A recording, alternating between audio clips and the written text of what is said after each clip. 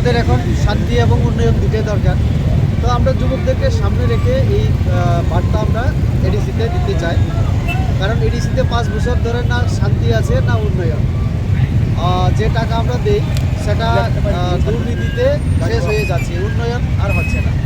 তার জন্য আমরা চাইছি আগামীতে এডিসিতে যুবকদের মতো ফ্রেশ আমাদের চেহারা আসুক, ফ্রেশ প্রশাসন আসুক, স্বচ্ছ প্রশাসন, যে আমাদের জনজাতি সমাজকে লিড করতে পারে। তার জন্য আমরা আজকে এই যে ওয়াকিনগর এবং গুজরনগর আমাদের এডিসি যে আসন, এখানে যুবকদের মাধ্যমে আমরা এই বার্তা দিতে চাই। আমরা এডিসির উন্নয়ন এবং শান্তির জন্য আমরা কাজ করতে চাই। এডিসি বিজেপি কতটা একদম 100% আশাবাদী যে আগামীতে আমরা সরকার গঠন করব এবং রাজ্যের মানুষের উন্নয়ন করব। যা জনজাতিদের সমস্যা, দীর্ঘদিনের দাবি, এগুলি আমরা পূরণ করতে সমর্থ হব। কারণ কেন্দ্রে আমাদের মোদীজি আছেন, এখানে আমাদের রাজ্য সরকার, এবং রাজ্য সরকার অলরেডি অনেক কিছু বিষয় রাজ্য ক্যাবিনেটে সিদ্ধান্ত নিয়ে কেন্দ্রের কাছে পাঠিয়ে আমরা রেখেছি। সেটা সময় হলে আমরা যথাসময়ে আমরা কার্যকরী করব এবং এলাকার উন্নয়নের জন্য আমরা কাজ করব।